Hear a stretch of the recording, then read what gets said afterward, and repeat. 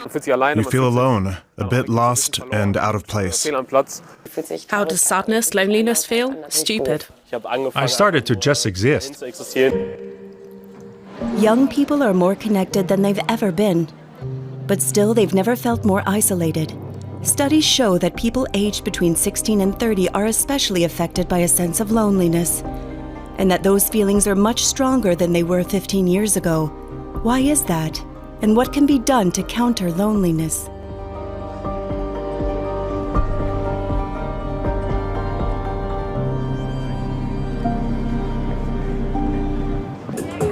Upon first glance, the opposite of loneliness. 31-year-old DJ Lalena is on the decks, in a nightclub in Cologne until the early hours of the morning.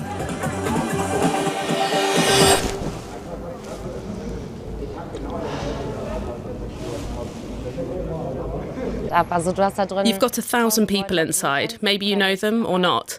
You come out and it's suddenly silent. That silence is sometimes creepy. Lalena is single. There are no trains or buses running at this hour. The only way to get anywhere is by taxi.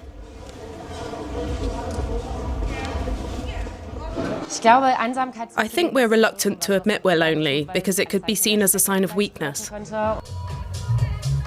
Lalena is a familiar name on the club scene. She's always traveling and has tens of thousands of Instagram followers. Self-promotion on social media is part of the job. Born in Dresden, the DJ has a degree in marketing and lives in Cologne. A year ago, she launched her own business as a freelance music producer. That's her public persona. The young woman in the real world is somewhat different. Even when you've got loads of followers and you're very present on social media, it doesn't ease the sense of loneliness. You can still be super lonely. Filming yourself doing 1,000 great things a day, you can still be lonely. The two faces of an artist, outward glamour and a reality that's rather less so. When you're DJing in a different country, another city where you don't know anyone, you go back to the hotel alone thinking, what now? Nightlife can be very anonymous because you meet loads of people and get on with them, but ultimately they're strangers. Every weekend you meet strangers. You have a great weekend or a great evening with them, but still it's anonymous because then they're gone again. The next day at home. She's an early riser even though her job often requires late nights. She does Pilates and yoga. She had her first DJ gigs as a student. After graduating, she worked in a corporate marketing department. During the COVID-19 pandemic, she started producing music that she now plays in clubs. Being creative helps whenever she feels lonely. What does sadness, loneliness feel like? Stupid, of course. It's difficult. You don't really know what to do with yourself, with your head. You can't really concentrate. But when you actually sit down to write music, or at least when I do, then suddenly things are okay again, and 3 or 4 hours fly by and you feel better. In many ways, it's like therapy. These days, Lalena channels her sense of loneliness into her work, turning it into something positive. 2 hours drive from Cologne is Mönchengladbach. Here we meet 21-year-old Sean Konieczny, a keen gamer from early childhood. He's originally from the city of Dortmund. He lost his job there 2 years ago. He was bullied by friends and felt isolated and alone. Instead of sorting my life out and getting back on track, I literally just played one game all day and got completely caught up in it. I neglected my friendships. I started just existing, pushing things aside and thinking it'll sort itself out. I fell into a really deep hole, and it was difficult to get myself out of it. At the time, he felt less accepted by other people. He was afraid they wouldn't like him the way he was. The virtual world of video games offered an escape from real life. In the moment, it feels good, because when you're playing, you can forget the negative aspects of life. You're no longer a part of it. But afterwards, all those feelings come back, and that's always unpleasant. You realize going back and forth the whole time just isn't the answer. But while you're playing, things are actually okay. At least for me, it was relatively good. That's why I did it. Sean took the leap and made a new start. He left Dortmund and moved to the quieter city of Mönchengladbach. He found a new partner online. They now share an apartment. Sean got himself a new job in retail and joined the local Core Gamer Treff, a social club for gamers. Its founder, Moritz Jäger, understands these feelings of isolation.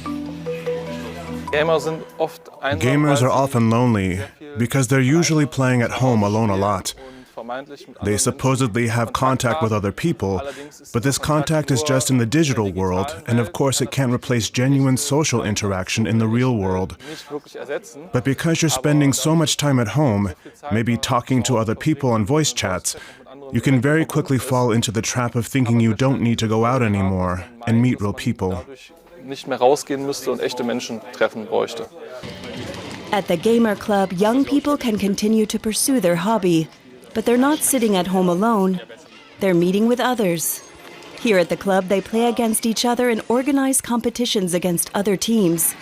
A community in the real world. Because after all, you can have thousands of contacts and still not have a single real friend. You come here and you know it's going to be something positive. You're not afraid to be yourself. You can talk about anything. If you're having a bad time, people rally around. It's like a family here. So, does heavy media consumption exacerbate loneliness? We ask psychologist Susanna Bücke. It appears that, on the one hand, people feel lonelier when they consume a lot of media. And this media consumption displaces real offline relationships from their lives. On the other hand, however, research also shows that those who feel chronically lonely also exhibit a different media usage behaviour. For example, they tend to use social media such as Instagram, Snapchat and TikTok passively, rather than actively, to increase their interaction with other people. Research shows that one reason for the growing sense of loneliness among young adults is the fast pace of everyday life, or stress, the much vaunted life of digital nomads. People move house more frequently. This means new friendships don't go beyond the superficial. More people live alone.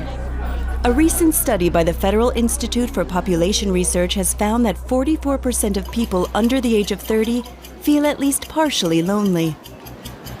The figures rose sharply during the coronavirus pandemic and have barely receded since. 10 years ago, however, the proportion of lonely young and middle-aged adults was fairly stable at a maximum of 17%.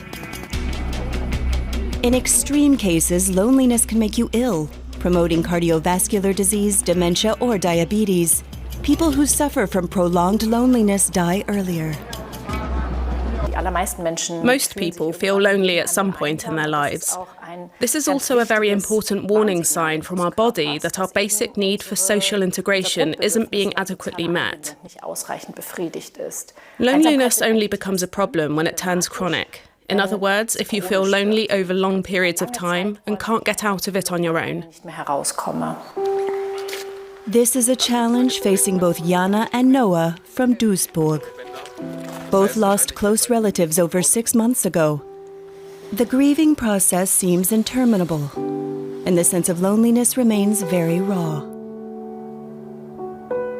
26-year-old Noah had a very close bond with his father, who died suddenly.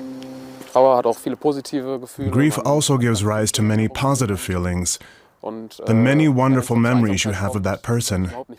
But when loneliness sets in, that's not positive at all. You feel abandoned by the world, completely alone, and also lonely. None of the positive feelings and memories can find their way through because they're blocked by this profound sense of loneliness. 28-year-old Jana's mother's grave is at the same cemetery. She misses her deeply.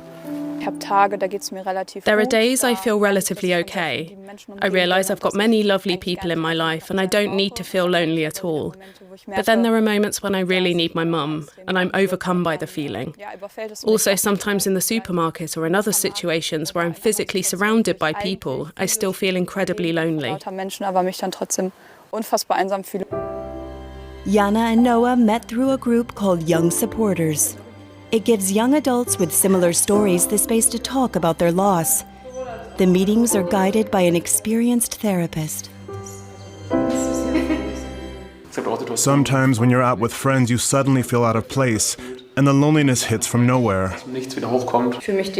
I definitely feel more understood and less lonely when I talk to people who've been through the same thing, because it creates a completely different level of understanding. Noah's soccer club friends also understand what he's going through.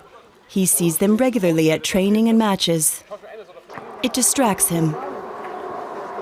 Sport really helps me. I really love it. I can switch off and forget all the stress and sadness for a while.